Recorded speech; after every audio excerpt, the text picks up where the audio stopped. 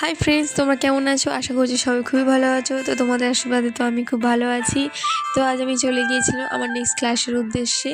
তো সেদিনকার ঘটনাটা যেটা আমাদের সাথে ঘটেছে সেটাই আজকে আমি তোমাদের সাথে শেয়ার করব।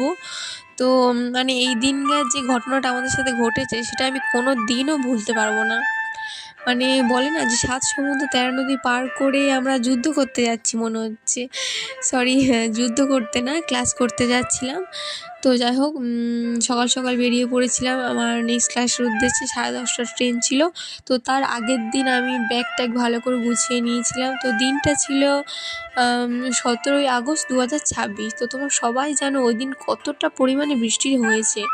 মানে আমরা প্রায় হাঁটু অবধি জল মারিয়ে মারিয়ে চলে গিয়েছিলাম ক্লাসে। আর আমাদের ট্রেন ছিল 10:30 মতো। তো সকাল সকাল বেরিয়ে পড়ে চলে গিয়েছিলাম আমি লক্ষ্মীকান্তপুর। আমরা সবাই প্রায় 12 জনের মতো ছিলাম। সবাই প্রায় পৌঁছে গিয়েছিল লক্ষ্মীকান্তপুর। তো ওখান থেকে 10:30টার ট্রেন ধরে চলে গিয়েছিলাম বারাসাত। তো ওখানে গিয়ে একটা ঝামেলায় পড়ি। হাঁটু অবধি জল, মানে হাঁটু অবধি জল মারিয়ে মারিয়ে আমরা চলে গিয়েছিলাম ক্লাসে।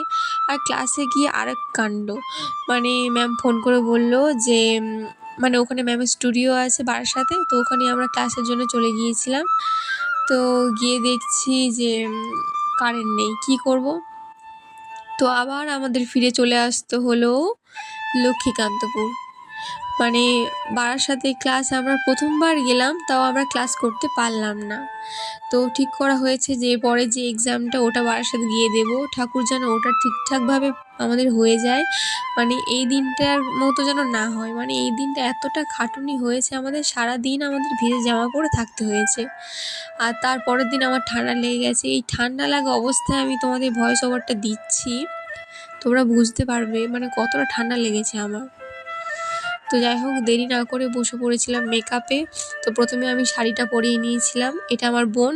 তো হ্যাঁ, এটা আমার মডেল নয়, আর কোনো মডেল আমার লাগবে না। মানে লাগবে স্যুটে, মানে একটু টুকটাক লাগবে, কিন্তু আমার বোনকে আমি সাজাতে খুব ভালোবাসি, ও আমার কাছে সাজতে খুব ভালোবাসে। তো তাই দুজনে চলে গিয়েছিলাম ক্লাসে। আর ওর খুব ইচ্ছা ছিল যে দিদি তুই আমাকে একদিন সাজাস ভালো করে। তো দেখো আমার বোনকে কেমন লাগছে অবশ্যই কিন্তু এটা কমেন্ট করে জানিও। আর আমরা এখানে গান শুনতে শুনতে ভিডিও করছিলাম। তো এখানে সবার প্রায় সাজগোজ কমপ্লিট হয়ে গিয়েছিল, প্রায় আমরা 12 জনের মতো ছিলাম।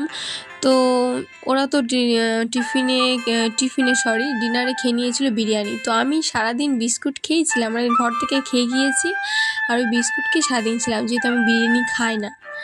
তো ঘরেও চলে এসেছিলাম, মানে আমাদের ঘরে আসতে ফিরেছি রাত 8টা। তো এসেও মানে কটা ভিডিও শট নিয়েছি। তো আমার বোনকে